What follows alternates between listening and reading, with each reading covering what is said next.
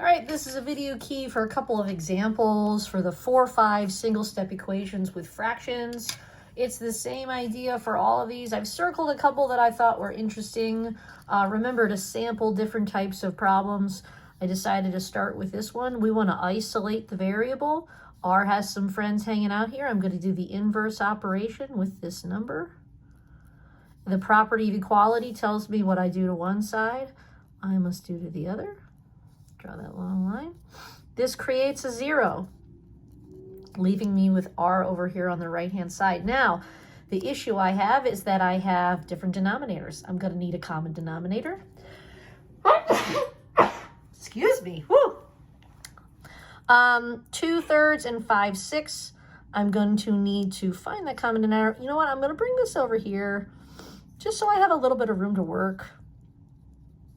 I can see that I can use a common denominator of 6, which means I'm multiplying this by 2 halves. Don't just say multiply by 2, that would be incorrect. If you wrote 2/3 times 2 equals 4/6, that is false, and you will receive points off for that. It's times 2 halves, you're multiplying by 1 because these are equivalent fractions. 4/6 plus 5/6 is going to give me 9/6, and 4 plus 1 is 5.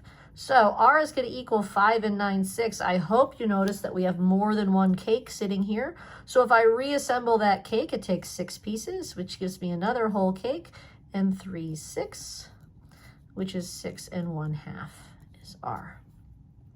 Okay, that's that one. That's the solution. I decided to do a couple on the back here on the second page. Again, we want to isolate the variable. This is the division symbol. It's a fraction bar, so I want to do the inverse operation, which is to multiply by 3 and multiply by 3. This creates a 1. 1x is the same as plain old x because 1 times any number is that number itself. I'm going to have to do a little work here. I have to change this into an improper fraction. 4 times 1 is 4 plus 1 is 5/4 times 3 wholes. Numerator times numerator, denominator times denominator. There are 4 pieces in every whole cake, so I have 3 whole cakes here, meaning 12 pieces, and 15 minus 12 is 3. 3 3/4 is my final answer here. All right, next one below it. This is one of my favorites. Why? Because we have a fractional coefficient here. This is multiplication. I could divide by the fraction and work the problem that way, but I know that I can multiply by the reciprocal of the coefficient. Because remember, the goal here is to get 1h. So we know that any number times its reciprocal. So 4/3 times 3/4 would be 12/12 or 1 whole, giving me plain old h. What I do to one side, I must do to the other. So I'm multiplying both sides by 4/3. Again, I have to do a little work here and get 11/5 times 4/3. H is equal to 44/15. There are almost 3 whole sets. That would be 45. So there's 2 whole sets here and 14/15.